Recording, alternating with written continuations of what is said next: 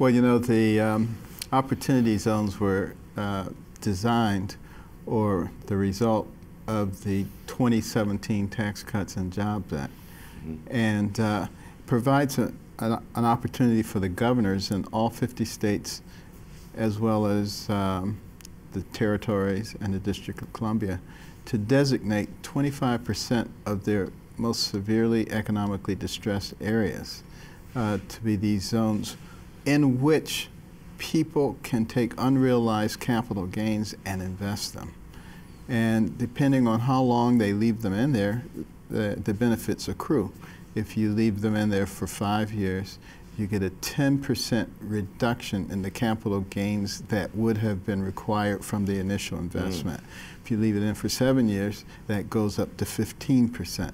If you leave it in for 10 years or longer, you have to pay no capital gains on the new accruement from the investment. So, plus you get, you know, the other 15%.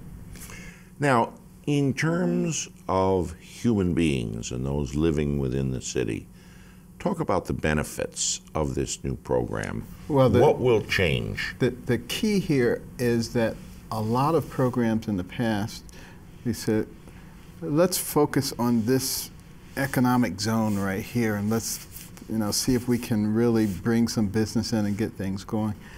But there's no long-term incentive. So you see a burst of activity, and then a few years later, you know, you're sort of back to where you were before. The difference here is, first of all, a lot of people have realized a lot of capital gain. As you know, in the last couple of years, things have really zoomed, and we're bringing back manufacturing, jobs are exploding, new business, it's fantastic. But that doesn't necessarily get down to certain segments of our society, particularly people in the distressed areas. This is a way to incentivize the people who have made significant money to reinvest that money into the areas that have not traditionally experienced that. It's a fact that most major cities have Democratic mayors who just met at the National Conference of Mayors here in Washington just a few weeks ago. These are not exactly fans of the current President of the United States. Mayor de Blasio of New York, Mayor Emanuel of Chicago, Mayor Garcetti of Los Angeles, all grow very critical of this president over a lot of things. You and your office, in your new capacity, will have even more dealings with city halls and mayors such as this. Is it going to be intimidating for you? Well, I've already met with a lot of mayors, Democratic mayors, and governors, and they are rapidly coming to understand that this is something that will have a tremendous economic benefit for their state and for their people. And to the degree that I think it can even overcome some of the partisanship that we see. You know, who is not going to be for finding ways to develop areas that are economically distressed that would otherwise be ignored? It's a win-win situation. And, you know, I find it kind of fascinating that some people, you know, want to demonize anything if a wealthy person has some benefit. What kind of craziness is that? When you think about how this country came to be, you know, we had people like the Vanderbilts and the Rockefellers and the Fords and the Kellogg's and the Carnegies and the Mellons who invested enormous amounts of money in the infrastructure of our country, the transcontinental railroads and the factories and the textile mills and the seaports, which created the basis for the most powerful and dynamic middle class the world has ever seen, which rapidly propelled us to the top. That doesn't happen in places where you have all this class warfare going on.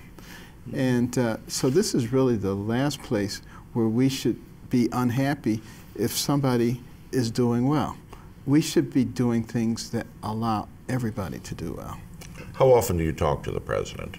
It depends on what's going on. You know, like just before I went to Vietnam, multiple times that week. Some weeks, it depends on really what's going on, but basically anytime I need him. He's very available. Wow.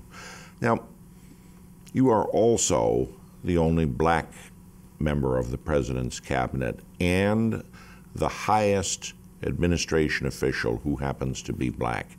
Michael Cohen, in his testimony last week, said the president was, quote, a racist, unquote. You've been with him, you've talked to him. What do you say about Cohen's criticism?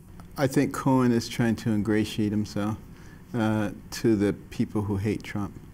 And he figures if he says these kinds of things that will accomplish that. I've never seen anything that even remotely would remind me of racist. And believe me, I recognize a racist when I see them. I always ask you this, Mr. Secretary, how long is it going to be on the job for you? Well, you know, I will certainly finish out this term.